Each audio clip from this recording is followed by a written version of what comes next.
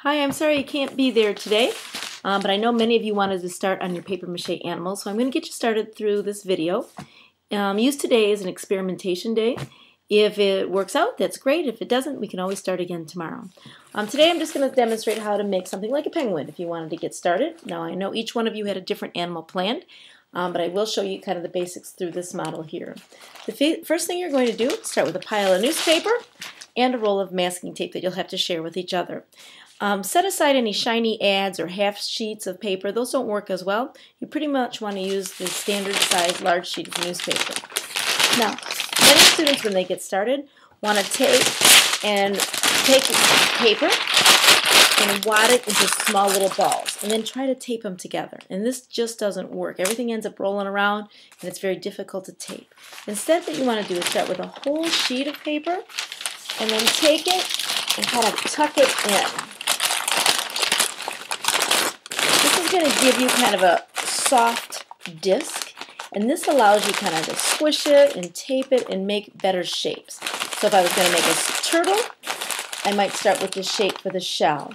Other animals, I'm going to start with the shape and then squeeze off maybe the head. And in this case, with making the penguin, that's what I might do, is just kind of squeeze this and start with the head here.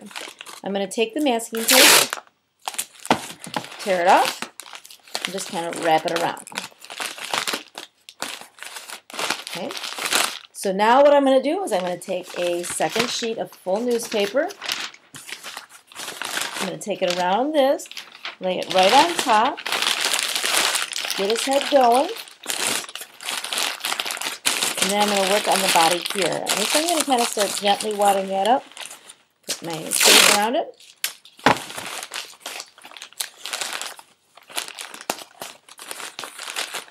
Take another sheet of newspaper. Now I'm just going to take that piece and kind of gather it up and start working on the body. Almost kind of like a bowling pin. With the tape, you want to use enough tape so that everything stays together, but you don't want to go crazy with the tape. If you start just going nuts and wrapping it all up, paper mache has a tendency to kind of slip off of that when you start, and it's kind of hard to get started. Instead, again, just enough tape to get it started so that the paper mache sticks better to the newspaper. So as you can see, I'm starting to work through this body shape right here. I'm going to add one more sheet, I think, before I start adding details. Bring that around. Really looking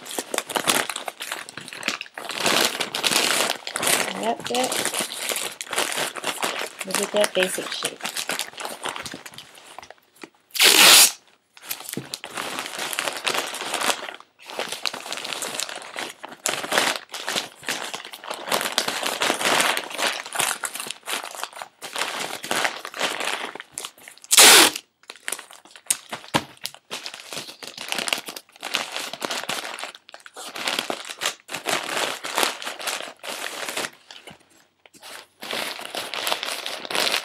Now at this point, I want him to be able to stand up.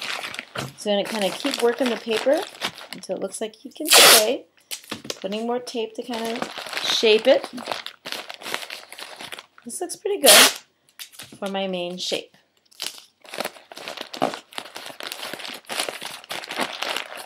Okay, so here it is. So the next thing I want to do is I'm going to add the wings to him. And I'm going to do that by taking, this time, a half a sheet of newspaper. I'm going to take a piece and tear it in half. I'm going to take it and fold it in half again. I'm going to keep folding this until I get a nice thick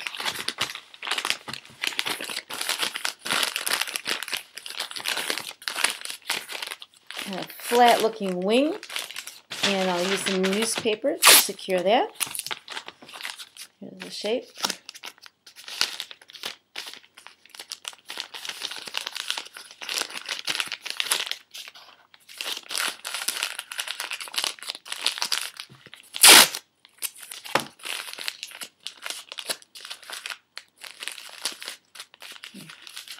And when I, have taken some time and get the shape that I want, I'm going to just stick it on the side of my penguin like this.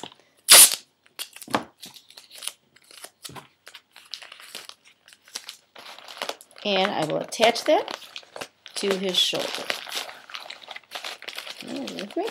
All right, I'm going to do the same thing with another half sheet of paper. I'm going to fold that in half, and then I'm just going to kind of continue to fold it and half until I get a fairly close or similar shape, and then I will attach that shape onto the other side. Reinforcing, again, not going crazy with the masking tape. And I'm going to tape that on here. Fairly simple.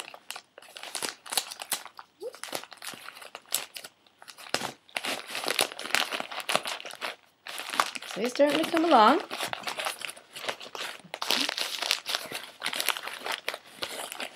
Alright, so you can see that this guy right here, he's got his body that was basically kind of a bowling pin shape.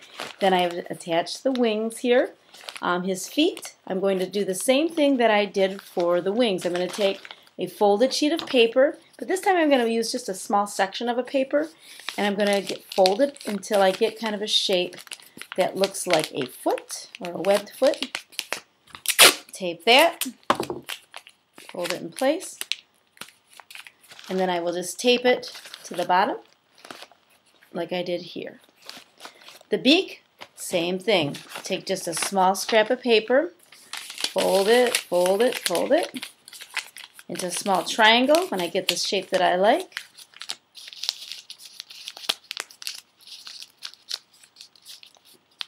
I'm going to tape that.